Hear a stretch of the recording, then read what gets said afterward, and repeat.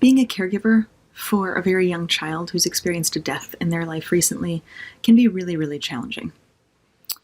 One of the first questions that often comes up for people is, should I even talk to this child about death? They're so young. They might be 3 years old or 4 years old. What could they really understand about death? And maybe it'll just scare them. Maybe they won't even notice, and maybe it's better for them if I just don't talk about it.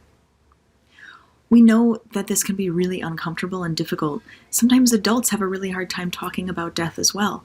And if you are grieving the loss of the same person that they are, that can be even more challenging. And we know definitively that it's really important to talk to very young children even about death and to let them know what has happened to this person who was in their lives. Because if it was someone they were connected to who is no longer there, they're going to notice, they're going to feel the loss, and they're going to be grieving just as we are. It might look different because they're young, but they are grieving as well. So the answer to that question is yes, talk to them about it. And then the harder question that often comes up right after that is, but how? How do I talk to someone who's so young about death? And there's kind of a simple answer there too, which is as straightforwardly and honestly and simply as you can. We really encourage people to say, this person has died. Not to use metaphorical or somewhat confusing language like they've passed on or they went to sleep or they've gone somewhere else. Because for a child who's very young and understands things very concretely or literally, that can breed a lot of confusion. What if I go to sleep and then disappear? Or maybe they'll be back soon then because they've just gone somewhere else for a while. Or maybe I'll be seeing them tomorrow. Right? So this can add to confusion, and that kind of confusion can actually make kids feel less safe. So sometimes it feels a little bit oxymoronic to say this is going to make them feel safer to talk about something scary like death, but we also know that death is a normal part of life and that everything that is alive is going to die at some point. And this is true not just of people, of course, but of animals that these kids might know, of bugs or insects that they might see outside, of plants or flowers that they may have experienced. And so making it normal for them by pointing out that this happens can be really useful. But we really encourage people to just be as clear as you can. They've died. That means their body is no longer working. Their heart doesn't beat anymore.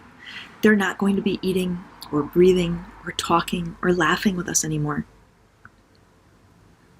And then pausing to see if the child has questions and really letting them take the lead. They really need things to be in small, bite-sized pieces. If you think about it like food, it's very similar to that. They can only digest small amounts at a time, or they can only really chew on small amounts at a time. Right? So we give them small pieces, and then we see and wait. Do they want more? And sometimes the child doesn't want to talk anymore about it once you've shared this with them. And that's okay, and it doesn't mean you did a bad job.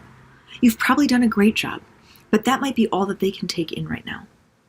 If they know that you're someone they can come back to and ask questions to later when they're ready for more, that is going to make them feel so safe, and that is going to help them live through their grieving process more comfortably.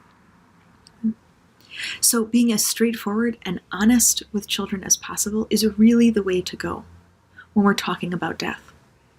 And the most important takeaway here is that you're actually going to make them feel safer if you do talk to them about it, so that they don't have to feel uncomfortable and confused and start to piece together information from lots of different places where no one is just letting them know, hey, this has happened.